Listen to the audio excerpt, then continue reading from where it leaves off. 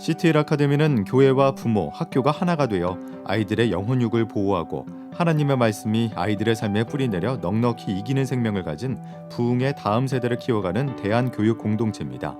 사랑, 부르심, 탁월함이라는 가치 아래 기독교 세계관을 중심으로 한 신앙교육과 비판적 사고력을 강화하는 문학 글쓰기, 토론 수업, 전인적 성장과 창의력 개발을 위한 예체능 수업, 그리고 영어와 중국어 교육 등 외국어 교육을 통한 탁월한 글로벌 인재를 양성하는 기독학교입니다. CTL 학생들은 이전과 다른 하나님을 경험하고 학교에 있는 동안 교사들의 철저한 멘토링과 사랑으로 세상을 섬기는 실력 있는 하나님의 나라의 인재들로 자라나게 됩니다. 저의 별명은 38광땡이였습니다. 그것은 제 수학 점수에서 나온 별명입니다. 그 별명은 그냥 별명이 아닌 저의 정체성의 표현이었고 저의 뿌리였습니다. 심리학에 자기충족적 예언이란 말이 있습니다. 우리가 자신에 대해 믿는 바가 있다면 우리의 무의식이 그 믿음을 이루기에 일해간다는 것입니다. 38광땡은 저의 믿음이었습니다. 그리고 저의 영혼은 그 믿음을 이루기에 움직여갔습니다. 자기충족적 예언이 고작 38광땡이라니 상상이 가시나요? 저는 정말 38점짜리처럼 말했고 38점짜리처럼 살았습니다. 그리고 저는 그 감옥에서 벗어나고 싶었습니다. 그래서 어느 여름 수련회에서 간절히 외쳐 기도했습니다. 하나님, 살아계시다면 저를 어떻게 좀 해주십시오. 그때 강단에서 예레미야서 말씀이 선포되고 있었습니다. 내가 너를 모태에서 짓기 전에 너를 알았고 네가 배에서 나오기 전에 너를 성별하였고 너를 여러 나라의 선지자로 세웠노라 하시기로. 성령님과 함께 그 말씀이 임했습니다. 그 말씀은 제 영혼을 흔들며 저의 모든 사슬을 끊어내기 시작했습니다. 그것은 이렇게 말하고 있었습니다. 너는 38광땡이 아니다. 너는 말씀의 전달자이다. 너는 실패작이 아니다. 너는 내 사랑하는 아들이다. 그리고 수많은 변화가 나타났습니다. 당시 호흡곤란 증세와 칙농증을 가지고 있었는데 그 자리에서 즉시 나음을 받았습니다. 가장 큰 회복은 제 마음의 회복이었습니다. 개학 후 만난 친구는 저의 모습에서 달라진 무언가를 느꼈습니다. 지난 여름 너에게 무슨 일이 있었던 거니? 비참한 자기 충족적 예언이 부서져 나간 것입니다. 그중 흥미로운 변화는 이것이었습니다. 당시 저는 60명 정원에서 30등을 맴돌고 있었습니다. 시험을 그냥 보면 30등 정도였고 좀 잘 봤는데 느낌 좋다 하면 28등이었습니다. 초등학교 졸업 이후 5년을 그렇게 지냈습니다. 그런데 처음 13등을 한 것입니다. 그리고는 8등을 했습니다. 한 자릿수 등수라니요, 꿈만 같았습니다. 다음 모의고사를 보았습니다. 성적표를 보는데 두 자릿수 등수가 다시 찍혀 있는 겁니다. 저는 한숨을 쉬며 말했습니다. 야, 결국 제자리로 돌아가는 건가? 봄날은 이렇게 가버리는구나. 그런데 다시 보니 놀랍게도 전국 등수였습니다. 전국에서 100등 안에 들어버린 것입니다. 할렐루야. 당시 친구는 저에게 그렇게 이야기했습니다. 야, 넌 한강의 기적이다. 38광땡이 한강의 기적이 된 것입니다. 이것은 새로운 자기충족적 예언이 되었습니다. 나의 삶은 기적이다. 올해는 기적의 한 해가 될 것이다. 전국 80등은 한 번의 사건으로 끝났지만 전반적 회복은 유지되었습니다. 수능을 마치고 저는 단 한 곳 신학교에 원서를 넣었습니다. 입학 원서와 함께 수능 점수를 제출하는데 그 점수를 본 아르바이트생이 그랬습니다. 이 점수는 다른 학교를 가지 아깝지 않아? 저는 점수에 맞추어 진학한 것이 아닙니다. 부르심에 맞추어 진학한 것입니다. 너는 말씀의 전달자이고 그리고 나의 사랑하는 아들이다. 그 부름은 여전히 저의 인생 항로에 나침판이 되어줍니다. 이런 분들이 계실지 모릅니다. 나도 그런 초자연적인 사건이 있었으면 좋겠다. 그런 기적이 나의 자녀에게도 벌어지면 좋겠다. 아닙니다. 우리는 수동적으로 기적을 기다릴 수 없습니다. 그것을 위한 최선의 길은 아이들의 인생을 위한 예언적 공동체를 함께 세워가는 것입니다. 아프리카의 한 부족 공동체는 아주 독특한 문화를 가지고 있습니다. 한 아이가 탄생하기 전에 부모님은 영감을 주는 나무 밑으로 갑니다. 그리고 그 아이의 삶을 향한 노래에 영감을 받습니다. 그리고 그 새 노래를 온 부족과 함께 공유합니다. 생일이나 성인식 그리고 결혼식 때 그 노래를 그에게 불러줍니다. 그가 얼마나 유일무이한 존재인지, 얼마나 아름다운 사람인지, 얼마나 위대한 목적을 가진 아이인지 그렇게 불러주는 노래는 아이의 영혼을 지어 올립니다. 아이가 혹시 도둑질을 하거나 잘못을 할 때 마을 사람들은 그 아이를 둘러싸고 그 노래를 불러줍니다. 그 노래 안에 아이는 자신이 어디서 벗어났는지, 어디로 돌아가야 하는지 기억하게 됩니다. 아이가 어려운 일을 당할 때 다 함께 그 노래를 부릅니다. 그때 그는 그 어려움도 삶의 목적으로 나아가는 과정에 지나지 않음을 깨닫고 위로를 받습니다. 그리고 세월이 흘러 그가 세상을 떠날 때 부족민들은 그의 침대를 둘러쌉니다. 그리고 다 함께 그 노래를 불러줍니다.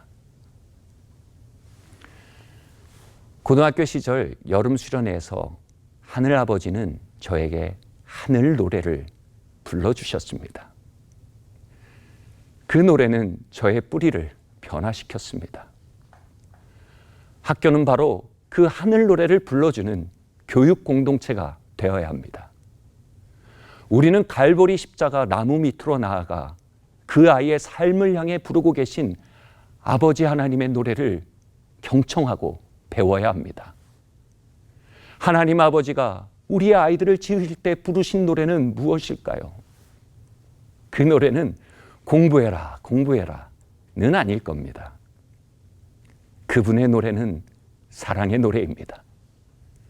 그의 부르심과 목적을 향한 노래입니다. 아이의 존귀함에 대한 노래입니다. 그리고 우리는 그 노래를 연습해야 합니다.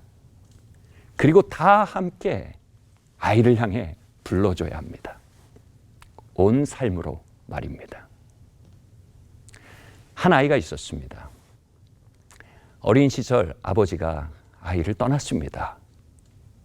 어머니는 정말 최선을 다했지만 삶은 거칠기만 했습니다. 전에 다니던 학교에서는 괴롭힘을 당하기도 했습니다. 그의 마음에는 지옥의 노래가 들려왔습니다. 넌 혼자야. 아무도 널 원하지 않아. 너에게 도움 따위는 없어. 그런데 하나님은 그 아이를 위해 하늘의 교육 공동체를 준비하셨습니다. 한 성도는 아이를 불러 영어를 가르쳐 주었습니다. 다른 성도는 수학을 가르쳐 주었습니다. 함께 목욕탕을 갈 아빠가 없음을 보고 한 형제가 함께 목욕탕을 가줍니다. 그리고 다른 부부는 아이에게 은밀히 교육비를 지원합니다. 그것은 함께 더하여져 아이의 심령에 하늘의 노래를 울려냅니다. 넌 혼자가 아니야. 너에게는 하늘아버지가 있다. 너는 우리의 일부란다. 너에게는 아름다운 미래가 있단다. 너는 사랑받는 사람이다. 그 모든 사랑은 사슬을 내리치는 망치가 되었습니다.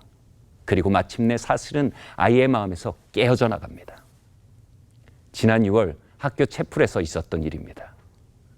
그날따라 뜨거워진 영적 분위기에 아이들은 주님 앞에 울고 있었습니다. 그런데 그 아이의 마음에 하나님과의 강력한 만남이 일어납니다. 마음에 부어지는 사랑의 강물은 그에게 이렇게 말하고 있었습니다. 얘야, 너는 나의 아들이란다. 네가 버려졌다고 느낄 때에도 나는 너를 버린 적이 없단다. 네 주변의 선생님들을 보렴. 그들은 내가 너에게 준 선물이란다. 내가 너의 삶을 위해 보낸 나의 사람들이다. 그들에게 마음을 열어다오. 그러면 내가 그들을 통해 너의 삶을 인도할 거란다. 너에게 상처 준 사람이 많았다는 것을 안다. 그러나 둘러보아라. 이제 너를 사랑하는 사람들로 가득하단다. 너를 도우려는 사람들이다. 상처 주려는 사람들은 아무도 없단다. 그러니 마음을 열고 너를 향한 나의 축복을 경험하거라. 아이는 감사함에 엉엉 울었습니다. 그리고 그 이야기를 공동체 앞에서 나누었습니다. 온 공동체는 박수를 치며 아버지께서 그 마음에 행하신 일을 기뻐했습니다. 그런데 저는 도리어 아버지께서 공동체에게 박수치고 계심을 느꼈습니다. 하늘아버지와 함께 노래해준 어른들, 하늘아버지와 함께 노래해준 선생님들, 그 모든 이들에게 아버지는 고마움으로 박수를 보내고 계셨던 것입니다. 그렇게 우리가 한 마음으로 아이들을 향해 이 노래를 부른다면 이 땅에 새로운 세대가 일어날 것입니다. 그것이 저희 CT일의 꿈이며 기도입니다. 그리고 하늘교육 공동체들이 이 땅에 번영해 나가기를 기도합니다. 네, 제가 처음에 8학년 때 송희 선생님 수업을 처음 듣게 됐을 때는 제가 그때 영어로 진짜 제대로 된 문장 하나 만들 수 없는 정도의 수준이었거든요. 그래서 진짜로 수업 시간마다 막 처음엔 맨날 졸고 막 이랬었는데 그때 쉽지는 않았지만 진짜 선생님이 시키시는 대로만 진짜 따라 하니까 정말 나중에 그때 당시에는 느껴지지 않더라도 나중에 긴 시간이 지나고 나서 제가 했던 것들을 보니까 정말 제가 많이 발전했다는 걸 알 수 있었어요. 그래서 제가 이제 올해 여름 방학에 SAT를 준비하려고 학원 수강을 하게 되었는데요. 가서 이제 첫 모의고사를 봤는데 1등을 한 거예요. 그래서 저희 반에 있던 오빠가 저한테 물어보더라고요. 미국 어디서 살다 왔고 어느 학교 다니다 왔냐고. 그래서 제가 구이동에 있는 CT를 다닌다고 했더니 굉장히 황당해 하더라고요. 그래서 제가 거기 가서 진짜 느낀 거는 아, 정말 선생님 말씀을 잘 들어야겠구나. 이게 진짜 다 나를 위한 거고 정말 이게 먼저 가신 분들의 지혜가 얼마나 귀중한 건지 배울 수 있게 됐던 것 같아요. I actually didn't know this about Ina, but yesterday she shared with me that she was looking through her old writing samples, and when she first started in 8th grade, she told me that she was rather embarrassed by her writing, as it wasn't in a complete sentences. And I kind of maybe looking back, I regret that I might have maybe pushed her too much, because my goal was to prepare for her to take AP classes in high school, so I really pushed on the writing. But what was remarkable about Ine was that she has just incredible this like strength and focus, and so when it came to, she would be able to digest whatever I threw in her way, and she would make it her own. She would be able to appropriate it and imitate it with such diligence that she'll be able to apply it in her own writing. And so I know it was challenging. She's young for her grade level, but one of the beauty and strength that I see in her is a strength that is almost, she looks very feminine on the outside, but she has this incredible, almost diamond-like strength.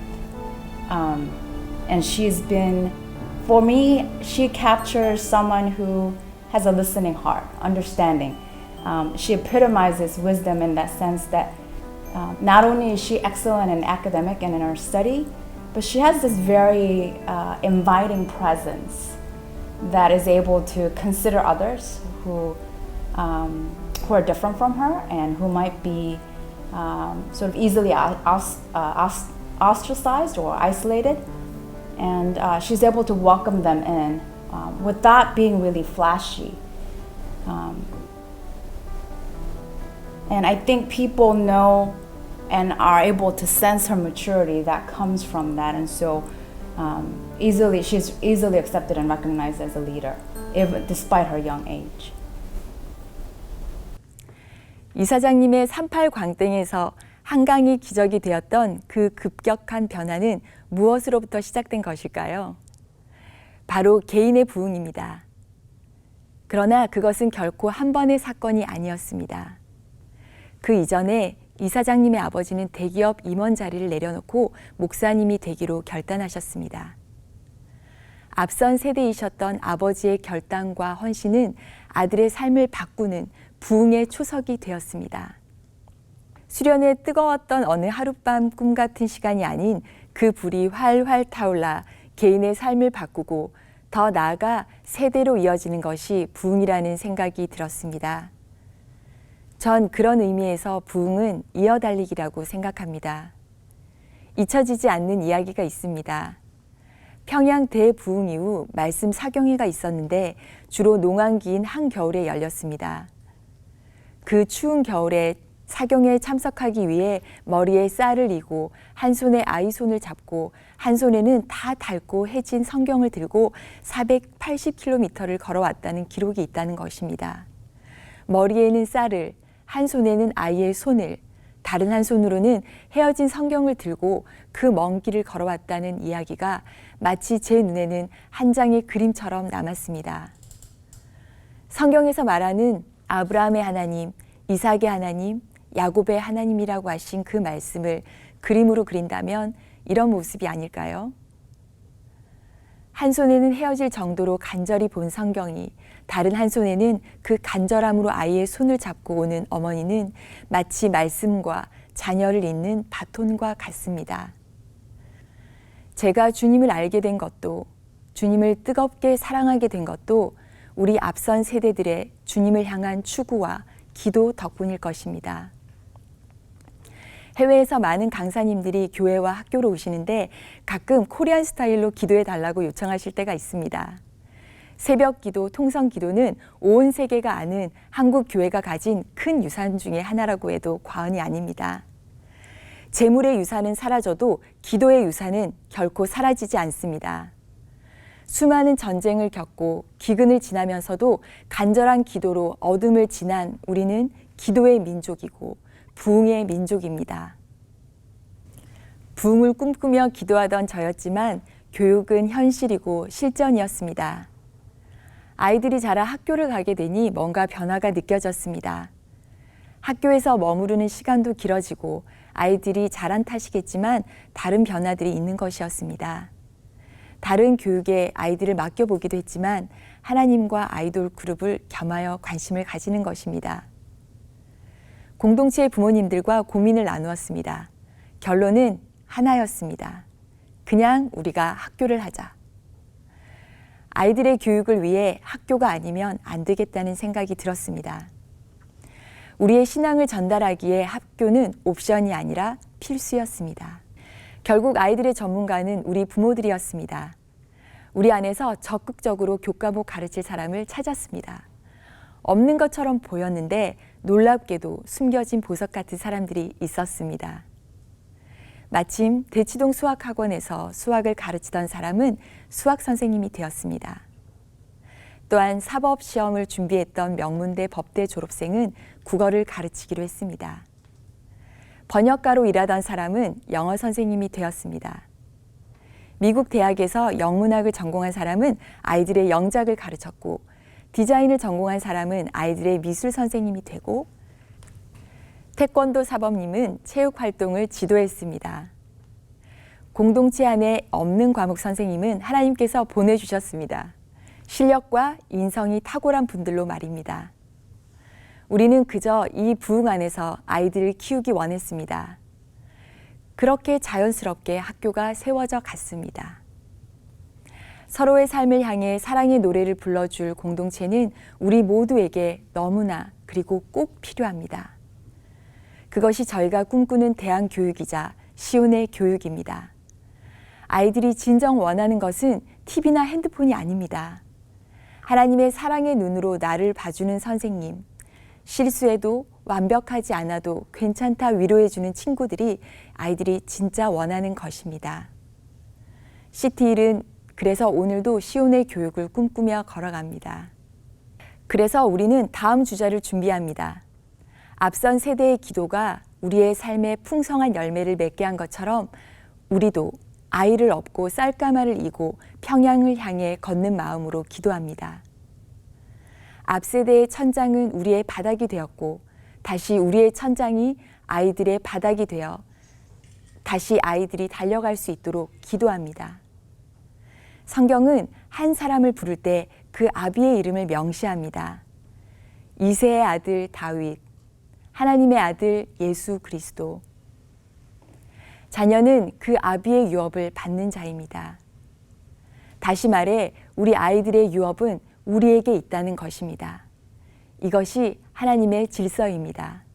입을 열어 자녀들을 축복합시다. 부모의 믿음의 강구, 기도의 유산은 절대로 사라지지 않습니다. 교사 모임에서 이런 이야기를 나눈 적이 있습니다. 우리가 우리나라 대한민국을 위해 한국인으로서 애국하는 수많은 방법이 있습니다. 하지만 확실한 것은 우리가 선 이 자리에서 우리에게 보내주신 이 아이들을 건강하게 잘 길러내는 것이 최고의 애국입니다. 많은 미래학자들이 또한 과학자들이 미래를 전망합니다. 하지만 하늘과 땅을 창조하시고 이끌어 가시는 하나님의 미래의 전망은 어떠할까요? 신명기 6장 말씀은 하나님의 청사진과 같습니다. 이 말씀을 요약하면 가장 먼저 우리는 마음과 뜻과 힘을 다해서 여호와를 사랑하는 것입니다. 그리고 자녀에게 이 모든 시간과 환경을 통해 하나님을 기억하게 하고 알아갈 수 있도록 하라는 것입니다. 할 수 있는 모든 수단과 방법을 통해서 진리를 잊지 않고 가르치게 하라는 것입니다. 그 말씀은 이렇습니다. 하나님의 약속은 스케일 자체가 하나님스럽습니다. 내가 가진 유업의 스케일이 아닙니다. 단순히 공짜로 주신다는 의미가 아닌 하나님이 약속하시는 은혜의 세계가 있다는 뜻입니다. 수고와 애씀으로 얻는 것이 아닌 값없이 하나님의 자녀로서의 유업을 얻는 세계로 인도된다는 것입니다. 우리는 이 신명기 말씀처럼 우리와 우리의 자녀들, 자녀들의 자녀에게 이르기까지 끊임없이 흐르길 간절히 바랍니다. 주님의 호의가 오고 오는 세대 위에 흐른다는 말씀은 성취되고 흥왕케 될 것입니다. 우리에게 맡겨주신 아이의 준수함을 크게 눈을 떠서 보고 그 아이들을 향한 하나님의 호의가 계속되도록 부지런히 축복합시다.